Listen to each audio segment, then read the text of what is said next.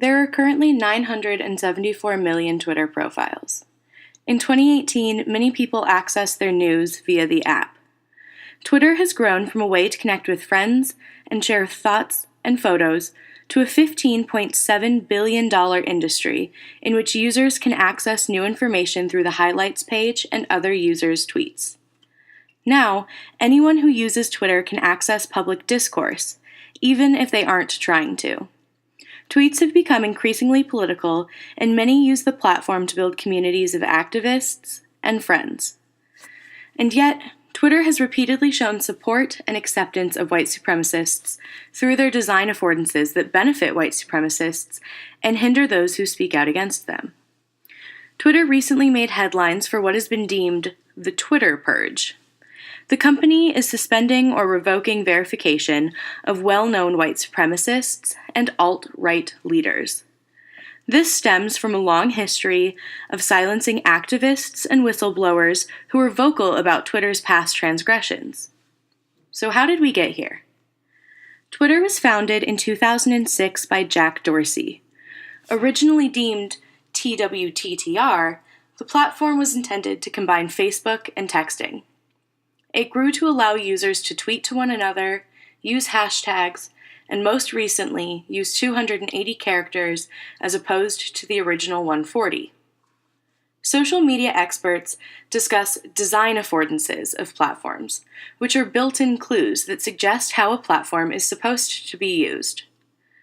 Twitter is known for its use of hashtags and news features, and the platform has been credited for helping movements such as the Arab Spring in 2010 and Black Lives Matter in 2013 gain traction.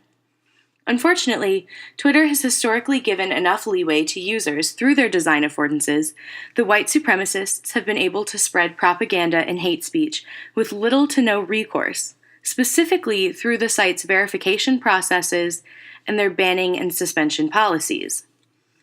Twitter released their verification system in the late 2000s, when former President Barack Obama started the @POTUS account. In under 6 hours, the profile amassed over 1 million followers. Now, @POTUS has been passed on to Donald Trump and will be passed on to the next president in 2020, while Obama's tweets under the @POTUS moniker are preserved under @POTUS44 and his current profile @Barack Obama. Originally, verification was given to accounts in order to prevent users from following inauthentic profiles or duplicates, but has since grown to act as a badge of authenticity, status, and, as one user put it, clout. Verified accounts are more likely to be cited and quoted in news articles, trend pieces, and listicles. They are more easily found using the search function and are an effective way to market and promote brands. Currently, there are about 150,000 verified Twitter accounts, which is about 0.5% of all users. 18% belongs to sports teams or athletes, 13.6% are actors and entertainers, 12% are musicians and bands, 6.8% are media outlets, 6.5% belong to government organizations and nonprofits, 3.1% are dedicated to television shows and movies, and 2.9% are politicians. We also know that men are verified more often than women. Of a test sample of 21,000 verified accounts, about 44% belonged to brands, 36% belonged to men, and 20% belonged to women. Profiles are oftentimes removed, banned, or suspended for breaking Twitter's rules or terms and conditions. In July of 2011, Courtney Love was the first famous user to have her account suspended by the corporation for filing a lawsuit against them for defamation. Many famous users, such as Azealia Banks and PewDiePie, have had their accounts suspended for making racist attacks, while George Zimmerman faced permanent removal for posting revenge porn, and in November of 2017, Donald Trump was temporarily suspended from tweeting because of a disgruntled Twitter employee on their last day. Recently, Twitter has banned and suspended well-known alt-right figures such as Baked Alaska, Milo Yiannopoulos, and Richard Spencer, as well as alt-right political groups, such as the American Nazi Party, the American Renaissance Magazine, and the League of the South. However, at one point, many of these same alt-right and neo-Nazi accounts were verified. Alt-right activists such as Richard Spencer, James Alsop, and Jason Kessler have all at one point held the coveted blue checkmark, while activists such as Julian Assange, the founder of WikiLeaks, are routinely denied verification from the website. The Twitter purge has permanently banned figures such as Golden Dawn and Chuck Johnson, as well as 2,752 Russian troll accounts. Despite this, figures such as Richard Spencer and David Duke, as well as groups such as the New Alt-Right, the Virginia Dare, and the Daily Stormer, still retain their accounts, reaching upwards of 50,000 users with every tweet. Jason Kessler, who tweeted that the activist Heather Heyer was a, quote, fat, disgusting communist, and whose murder was, quote, payback time, Mike Chernovich, who has said that, quote, diversity is code for white genocide, and Proud Boys founder Gavin McInnes all survived what some users have called the gassing of neo-Nazi figures from the platform. After the purge of users, though, Twitter's stock prices soared to a year-long high, which many argue was their initial goal. By removing their most vile users, they were able to sell a social media platform that doesn't condone violence or hate speech and is therefore safe, while still maintaining their long-running stance on protecting free speech. Twitter is anything but safe, however. In response to machine learning technology, such as Google's Conversation AI, which makes use of computers to spot hate speech and harassment that targets religious minorities, people of color, and LGBTQIA+ communities, alt-right Twitter users have begun using coded language. Everyday words are now being used in proxy of slurs. Skype now refers to Jewish people. Skittle refers to Muslims and people of Arab descent, while Fishbucket refers to lesbians. The idea began on 4chan, an online message board, with a user claiming that by referring to Black and African American people as Googles, these AI bots would need to filter out their own names, thus creating the perfect loophole. This workaround is shockingly effective. By searching these terms, users can find thousands of tweets referring to gay men as butterflies and trans people as Durdans. On Twitter and other online platforms, many alt-right and neo-Nazis were signaling to each other that authors of articles were Jewish by putting 3 parentheses around their names. Because of this, many users began putting parentheses around their own names in order to stand in solidarity with those being targeted. Twitter never banned users for this action, in part, some think, because the resistance efforts by users made it difficult to discern who was attempting to be anti-Semitic and who was attempting to be helpful. And, since Twitter's search tool omits punctuation, it was impossible to track, and for the most part went undetected, despite being added to the ADL's list of hateful symbols and earning the moniker, quote, the digital equivalent of a yellow star. In the age of Google plugins being used to target Jewish people, Twitter has yet to institute technology that can read the context of tweets in order to filter out or report coded language. White supremacists have also used the Twitter platform to share memes, namely Pepe the Frog. According to Know Your Meme, Pepe the Frog was originally started by Matt Furry in his comic series Boys Club, which is about a group of teenage monsters. The original meme was a simple picture of the frog and the words, quote, feels good man.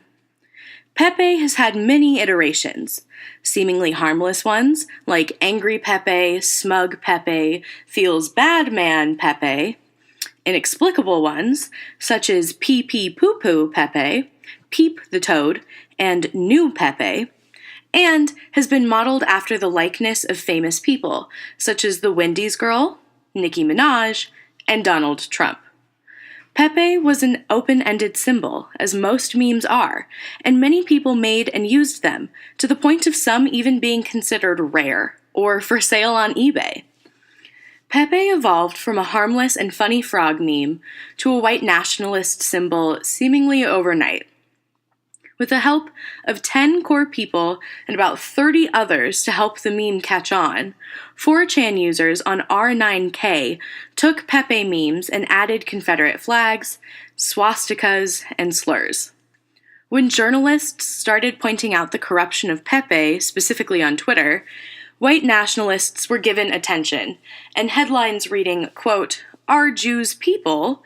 and, quote, "What about black on white crime?" became available to people who didn't scour 4chan.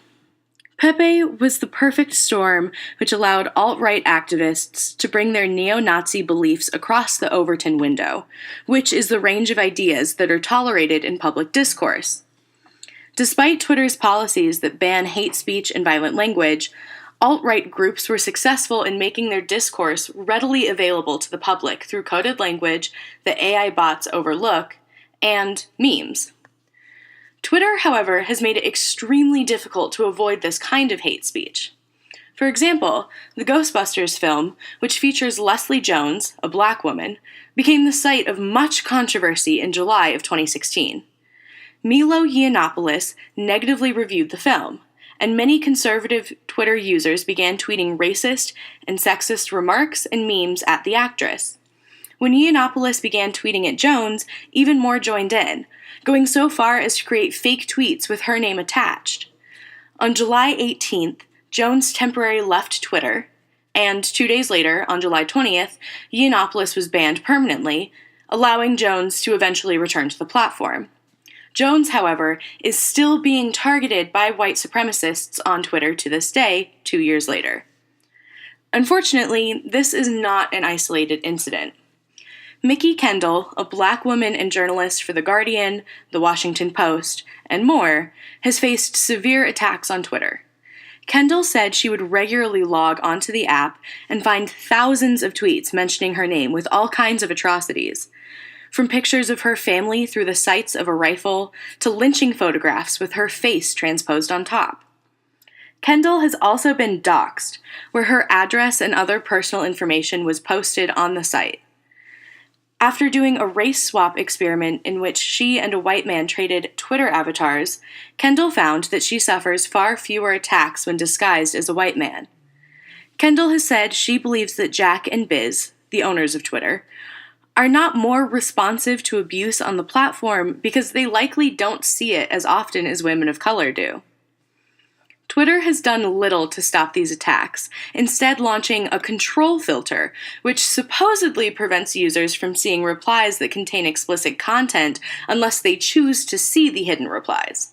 However, it isn't hard to find comments that this filter misses. Some are even being targeted via DMs, or direct messages to their accounts. Reporter and best-selling author Kurt Eichenwald has been targeted due to his epilepsy. A Twitter user sent him a tweet containing a GIF of a strobe light, which sent him into a seizure. The FBI investigated the incident, and someone was arrested in connection to the attack, but Twitter has yet to make any changes, and Eichenwald says he has received 40 more strobe light GIFs since the first attack. Twitter also regularly suspends or bans those speaking out against these abuses. Daniel Sieradesky, a prominent Jewish man and member of Antifa, was recently banned, for example. The reason for the ban is unclear, but he believes it was due to his tweets speaking out against Baked Alaska, a well-known white supremacist, or maybe for his tweets to Courtney Love about a conversation between the singer and pro-Palestinian activist Linda Sarsour. Twitter seems to ban people at random, ousting Rose McGowan from the site following her comments on the platform about Harvey Weinstein's sexual abuse, or Rooney Mara for speaking out against white supremacists and Nazis on the site. Following a heated debate between Michelle Perez, a trans woman and comic creator, and Diversity in Comics, the group who started #ComicsGate, which is identical to #Gamergate but for comic books, Perez's account was banned due to the high volume of reports she received from Diversity in Comics' followers. There are few options for those who deal with abuse on the site. Twitter does have a block feature, similar to the one on Facebook, but it requires multiple clicks, and for someone such as Jones, Siradesky, or Perez, with hundreds or thousands of tweets to sift through, that just isn't feasible. Twitter also allows for fake account space on their platform. Users are able to disguise themselves online because Twitter does not have a real name policy like Facebook does, and it doesn't prohibit automated accounts and bots from joining the site. Andrew Anglin, a writer for the ultra-right-wing website The Daily Stormer, encourages readers to make, quote, fake black person accounts, where users are encouraged to post, quote, rap videos and booty shaking, or whatever else these blacks post, in order to flood Twitter with fake accounts that can help their orchestrated campaign of racism. Anglin claimed that there were already over 1,000 of these accounts in existence on the site. One study found that white nationalist movements on Twitter gained 22,000 followers since 2012, which is a 600% increase. The same study conducted a network analysis of 4,000 white nationalist accounts, but there's no telling how many of these accounts actually exist. Twitter, through loosely defining what is and is not considered targeted attacks or breaches of their hate speech policy, has opened a Pandora's box of sorts, protecting some and hurting others. Having the world at your fingertips comes at a price, which Twitter isn't paying. The company continues to make money and write off racist and sexist propaganda as accidents. In the short term, allowing white supremacists on their site is helping Twitter financially, and their bottom line isn't suffering, while users and their experiences are.